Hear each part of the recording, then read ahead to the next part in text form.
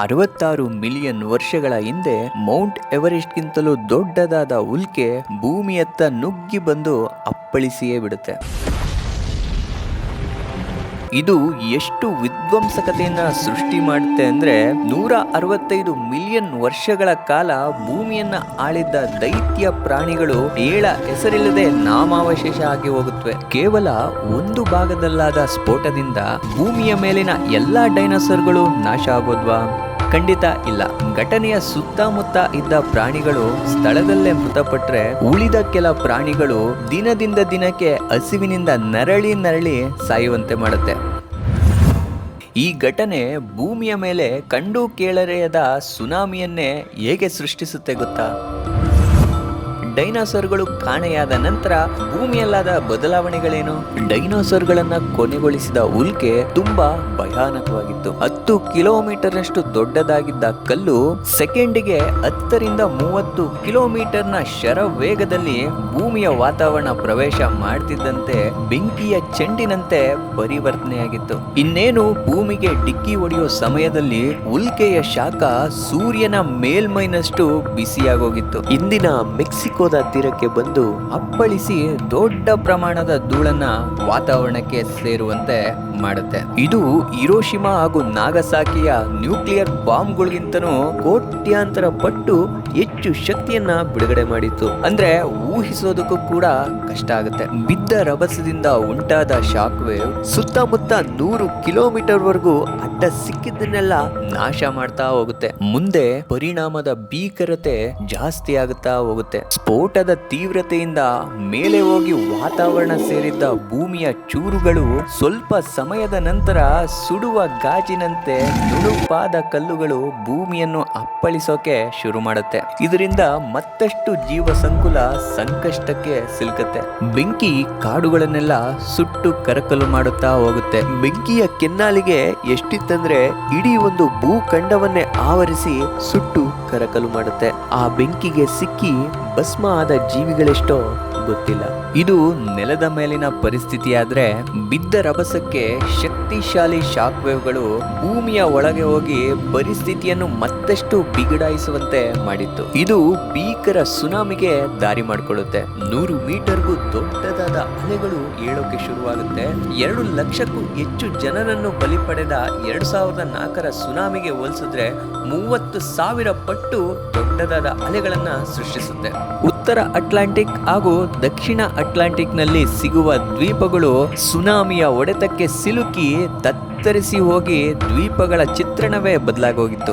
ಘಟನೆ ನಡೆದ ಸ್ಥಳದಿಂದ ದೂರದಲ್ಲಿದ್ದ ಸುನಾಮಿ ಹಾಗೂ ಬೆಂಕಿ ಮಳೆಯಿಂದನೂ ತಪ್ಪಿಸಿಕೊಂಡು ಕೆಲ ಪ್ರಾಣಿಗಳು ಬದುಕುಳಿತವೆ. ಆದ್ರೆ ಅವುಗಳ ಹಣೆಬರ ಬೇರೆನೇ ಆಗಿತ್ತು. ಬದುಕುಳಿಯುವ ಕೆಲ ಪ್ರಾಣಿಗಳ ಸ್ಥಿತಿ ದಿನ ಕಳೆದಂತೆ ಚಿಂತಾಜನಕವಾಗಿ ಹೋಗುತ್ತೆ. ಧೂಳಿನ ಅವಶೇಷಗಳು ವಾತಾವರಣದೊಂದಿಗೆ ಬೆರೆತು ವರ್ಷಾನುಗಟ್ಲೆ ಆಮ್ಲ ಮಳೆಯನ್ನ ಸುರಿಸುತ್ತೆ. ಇದು ಬದುಕುಳಿದ ಪ್ರಾಣಿಗಳನ್ನ ತಲ್ಲಣಗೊಳಿಸುತ್ತೆ. ಅಷ್ಟೇ ಅಲ್ಲ, ವಾತಾವರಣ ಸೇರಿದ ಧೂಳು ಸೂರ್ಯನ ಬೆಳಕನ್ನ ನಿರ್ಬಂಧಿಸಿ ಬಿಡುತ್ತೆ. ಭೂಮಿ ಇದ್ದಕ್ಕಿದ್ದಂತೆ ಅಂಧಕಾರಕ್ಕೆ ಮುಳುಗಿಬಿಡುತ್ತೆ. ಇಷ್ಟೆಲ್ಲ ಪರಿಣಾಮಗಳನ್ನು ಎದುರಿಸೋಕೆ ಡೈನೋಸರ್ಗಳು ರೆಡಿ ಇರಲಿಲ್ಲ. ಉಷ್ಣಾಂಶ ತೀವ್ರವಾಗಿ ಕುಸಿತಾ ಹೋಯಿತು. ಬೆಂಕಿಯಿಂದ ಬಿಡುಗಡೆಯಾಗಿದ್ದ ಹೊಗೆ ವಾತಾವರಣವನ್ನ ನಾಟಕೀಯವಾಗಿ ಬದಲಾವಣೆ ಮಾಡಿತ್ತು. ಸೂರ್ಯನ ಬೆಳಕಿಲ್ಲದೆ ಸಸ್ಯ ರಾಶಿಗಳ ದ್ಯುತಿ ಸಂಶ್ಲೇಷಣಾ ಕ್ರಿಯೆ ನಡೆಯದೆ ಬಾಡಿ ಹೋದವು. ಇದರಿಂದ ಆಹಾರ ಸರಪಳಿಯ ಕೊಂಡಿ ಕಳಚಿ ಹೋಯಿತು. ಸಸ್ಯಾಹಾರಿ ಪ್ರಾಣಿಗಳು ಹಸಿವಿನಿಂದ ಸಾಯೋಕೆ ಶುರು ಮಾಡಿದ್ವು. ಮಾಂಸಾಹಾರಿ ಪ್ರಾಣಿಗಳು ಬೇಟೆ ಸಿಗದೆ ಬದುಕಿರುವಷ್ಟು ದಿನ ನರಳಿ ಸಾಯುತ್ತವೆ. ವರ್ಷಾನುಗಟ್ಟಲೆ ಸುರಿದ ಆಮ್ಲ ಮಳೆಯಿಂದ ಸಮುದ್ರ ಕಲುಷಿತವಾಗಿತ್ತು. ಇದಕ್ಕೆ ಸಾಗರದಲ್ಲಿನ ಜಲಚರಗಳು ಹೊಂದಿಕೊಳ್ಳಲು ಆಗ್ಲೇ ಇಲ್ಲ. ಹೀಗಾಗಿ ಜಲಚರಗಳು ನಾಶವಾಗುತ್ತಾ ಹೋದ್ವು. 75ರಷ್ಟು ಜೀವಿಗಳು ನಾಶ ಆಗೋದು. ಭೂಮಿಯ ಮೇಲೆ ಡೈನೋಸರ್ಗಳು ಕೊನೆಯೆಸರು ಹೇಳದ ಮೇಲೆ ಭೂಮಿ ಖಾಲಿಯಾದ ನಿಶ್ಶಬ್ದವಾದ ಭಯಂಕರ ಪ್ರದೇಶವಾಗಿ ಹೋಯಿತು. ಹಾಗಾದ್ರೆ ಭೂಮಿ ಮೊದಲಿನಂತೆ ಆಗಿದ್ದು ಯಾವಾಗ? ಒಂದು ವಿಚಾರ ಏನಂದ್ರೆ ಭೂಮಿ ಮೊದಲಿನಂತೆ ಆಗ್ಲೇ ಇಲ್ಲ, ಹೊಸದಾಗಿ ಪರಿವರ್ತನೆಯಾಗೋಯ್ತು. ಘಟನೆ ನಡೆದ 1000 ವರ್ಷ ಆದ ಮೇಲೆ ಭೂಮಿ ನಿಧಾನವಾಗಿ ಸಾಮಾನ್ಯ ಸ್ಥಿತಿಗೆ ಮರಳೋಕೆ ಶುರು ಮಾಡುತ್ತೆ. ದುರಂತದಿಂದ ಉಂಟಾಗಿದ್ದ ಹಿಮಯುಗ ಸರಿಯುತ್ತಾ ಹೋಗುತ್ತಿರುತ್ತೆ. ಆದ್ರೆ ಇನ್ನು ಭೂಮಿ ಬಹಳ ತಣ್ಣನೆಯ ವಾತಾವರಣದಿಂದ ಹೊರಬಂದಿರೋದಿಲ್ಲ.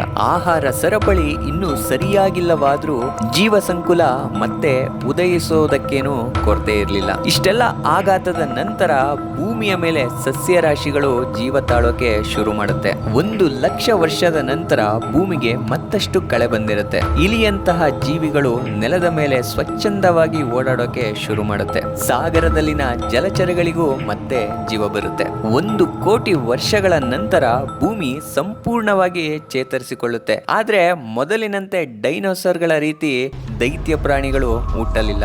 ಡೈನೋಸರ್ಗಳು ನಾಶ ಆದ್ಮೇಲೆ ನೆಲದ ಮೇಲಿನ ದೊಡ್ಡ ಜೀವಿಗಳು ಅನಿಸ್ಕೊಂಡಿದ್ದೆ ಆನೆಗಳು. ಆನೆಗಳ ಎತ್ತರ 12 ಅಡಿ ಇದ್ರೆ 6-8 ಟನ್ ತೂಗುತ್ತೆ. ಆದ್ರೆ ಅತಿ ತೂಕದ ಡೈನೋಸರ್ನ ಒಂದು ಜಾತಿ 77 ಟನ್ ತೂಕ ಹಾಗೂ 120 ಅಡಿ ಎತ್ತರ ಇತ್ತು. ಅಂದ್ರೆ ಆನೆಗಿಂತ 10 ಪಟ್ಟು ಹೆಚ್ಚು. ಅಂದ್ರೆ ಊಹೆ ಮಾಡ್ಕೊಳ್ಳಿ ಎಷ್ಟು ದೈತ್ಯಾಕಾರ ಪ್ರಾಣಿಗಳು ಅಂತ. ಇವತ್ತು ಅವುಗಳೇನಾದ್ರೂ ಇದ್ದಿದ್ರೆ ನಮ್ಮ ಪರಿಸ್ಥಿತಿ ಅಷ್ಟೇ. ಉಲ್ಕೆಯ ಡಿಕ್ಕಿಯಿಂದ ಭೂಮಿ ಮತ್ತೆ ಮೊದಲಿನಂತೆ ಆಗ್ಲಿಲ್ಲ. ಆದ್ರೆ ಹೊಸದಾಗಿ ಬದಲಾಯಿತು. ಹೊಸ ಪ್ರಾಣಿ ಪ್ರಭೇದಗಳಿಗೆ ಆಸರೆಯಾಗಿತ್ತು. ಮನುಷ್ಯನಿಗೆ ಡೈನೋಸಾರ್ಗಳ ಬಗ್ಗೆ ಗೊತ್ತಾಗೋದಕ್ಕೆ ಆರಂಭ ಆಗಿದ್ದು ಯಾವಾಗ ಅಂತ ನೋಡಿದ್ರೆ ವಿಲಿಯಂ ಬಕ್ಲ್ಯಾಂಡ್ 17ನೇ ಶತಮಾನದ ಕೊನೆಯಲ್ಲಿ ದೊಡ್ಡ ಪ್ರಾಣಿಯ ಎಲುಬನ್ನು ನೋಡ್ತಾರೆ. ಇವ್ರಿಗೆ ಅದನ್ನು ಯಾವ ಜಾತಿಗೆ ಸೇರಿದ ಪ್ರಾಣಿ ಅಂತ ಗೊತ್ತಾಗೋದಿಲ್ಲ. ಹೀಗಾಗಿ ದೊಡ್ಡ ಮಾನವನ ಎಲುಬುಗಳು ಅಂತ ತೀರ್ಮಾನ ಮಾಡ್ತಾರೆ. ಆಕ್ಸ್ಫರ್ಡ್ ವಿಶ್ವವಿದ್ಯಾನಿಲಯದ ಭೂವಿಜ್ಞಾನಿ ಆಗಿದ್ದ ವಿಲಿಯಂ ಬಕ್ಲ್ಯಾಂಡ್ 1824ರಲ್ಲಿ ಮೆಗಲೋಸಾರಸ್ ನ ಹೆಚ್ಚು ಪಳೆಯುಳಿಕೆಗೊಂಡ ಮೂಳೆಗಳನ್ನ ಸಂಗ್ರಹಿಸುತ್ತಾರೆ. ಅಷ್ಟೇ ಅಲ್ಲದೆ ಈ ದೈತ್ಯ ಪಳೆಯುಳಿಕೆಗಳಿಗೆ ಡೈನೋಸಾರ್ ಅನ್ನೋ ಪದ ಕೊಟ್ಟಿದ್ದೇ ಇವರು. ಅಂದಿನಿಂದ ಇಲ್ಲಿಯವರೆಗೂ ಸುಮಾರು 700ಕ್ಕೂ ಹೆಚ್ಚು ಡೈನೋಸಾರ್ ಸಂತತಿಯನ್ನ ಕಂಡುಹಿಡಿಯಲಾಗಿದೆ. ಭಾರತದಲ್ಲೂ ಸಾಕಷ್ಟು ಡೈನೋಸಾರ್ಗಳ ಪಳೆಯುಳಿಕೆಗಳು ಸಿಕ್ಕಿವೆ. ಡೈನೋಸಾರ್ಗಳನ್ನು ಕೊನೆಗೊಳಿಸಿದಂತಹ ಉಲ್ಕೆಯ ರೀತಿ ಮತ್ತೆ ಯಾವುದಾದ್ರೂ ಭೂಮಿಯತ್ತ ಬಂದು ಅಪಾಯವನ್ನು ಉಂಟು ಮಾಡಲಿದೆಯಾ ಅಂತ ನೋಡಿದ್ರೆ ನಾಸಾ ವಿಜ್ಞಾನಿಗಳು ಆಘಾತಕಾರಿ ಅಂಶವನ್ನ ಹೊರಹಾಕ್ತಾರೆ. 300 ಮೀಟರ್ ಉದ್ದದ ಒಂದು ಉಲ್ಕೆ 2021ರಲ್ಲಿ ಭೂಮಿಯಿಂದ 3,80,00,000 ಕಿಲೋಮೀಟರ್ ದೂರದಲ್ಲಿ ಸೆಕೆಂಡಿಗೆ 6.5 ಕಿಲೋಮೀಟರ್ ವೇಗದಲ್ಲಿ ಹಾದು ಹೋಗಿತ್ತು. ಇದು ತುಂಬಾ ದೂರ ಇತ್ತು. ನಮಗೇನು ಅಪಾಯ ಇಲ್ಲ ಅಂತ ಅಂದ್ಕೊಳ್ಬೇಡಿ. 2060 ಪ್ರೇಮಿಗಳ ದಿನಾಚರಣೆಗೆ ಮತ್ತೆ ಇದೇ ಉಲ್ಕೆ ಭೂಮಿಗೆ 1.1 ಕೋಟಿ ದೂರದಲ್ಲಿ ಹಾದು ಹೋಗಲಿದೆ. ಸ್ವಲ್ಪ ಏನಾದ್ರೂ ಮಾರ್ಗ ಬದಲಾವಣೆ ಆದ್ರೆ ಅಷ್ಟೇ ಭೂಮಿಯಲ್ಲಿ ಅಲ್ಲೋಲ ಕಲ್ಲೋಲ ಸೃಷ್ಟಿಯಾಗುತ್ತೆ. ಹಾಗಾದ್ರೆ ಇಂಥ ಉಲ್ಕೆಗಳಿಂದ ಭೂಮಿಯನ್ನ ರಕ್ಷಣೆ ಮಾಡೋದಕ್ಕೆ ಆಗೋದೇ ಇಲ್ವಾ ಅಂದ್ರೆ ಇವತ್ತಿನ ತಂತ್ರಜ್ಞಾನಕ್ಕೆ ಸಾಧ್ಯ ಇಲ್ಲ. ಕೇವಲ ಅಪಾಯಕಾರಿ ಉಲ್ಕೆಗಳ ಬಗ್ಗೆ ವಿಜ್ಞಾನಿಗಳು ನಿಗಾ ಇಟ್ಟಿದ್ದಾರೆ. ಉಲ್ಕೆಗಳನ್ನು ನಾಶಪಡಿಸೋ ತಂತ್ರಜ್ಞಾನ ಇನ್ನು ಬಂದಿಲ್ಲ. ಆದ್ರೆ ನಾಸಾದ ಡಾರ್ಟ್ ಮಿಷನ್ ಭೂಮಿಗೆ ಅಪಾಯ ತಂದೊಡ್ಡಲಿರುವ ಉಲ್ಕೆಗಳನ್ನು ಗುರುತಿಸಿ ಒಡೆದು ಹಾಕುವ ಅಥವಾ ದಿಕ್ಕನ್ನು ಬದಲಿಸುವಂತ ಸಂಶೋಧನೆಗೆ ಕೈ ಹಾಕಿದೆ. ನೋಡೋಣ ಮುಂದೆ ಏನಾಗುತ್ತೆ ಅಂತ. ವಿಡಿಯೋ ಇಷ್ಟ ಆಗಿದ್ರೆ ಲೈಕ್ ಮಾಡಿ, ಹಾಗೆ ಕಮೆಂಟ್ ಮಾಡಿ, ಸಬ್ಸ್ಕ್ರೈಬ್ ಮಾಡೋದನ್ನ ಮರಿಬೇಡಿ. ಮತ್ತೊಂದು ವಿಡಿಯೋ ಒಂದಿಗೆ ಭೇಟಿಯಾಗೋಣ. ನಮಸ್ಕಾರ.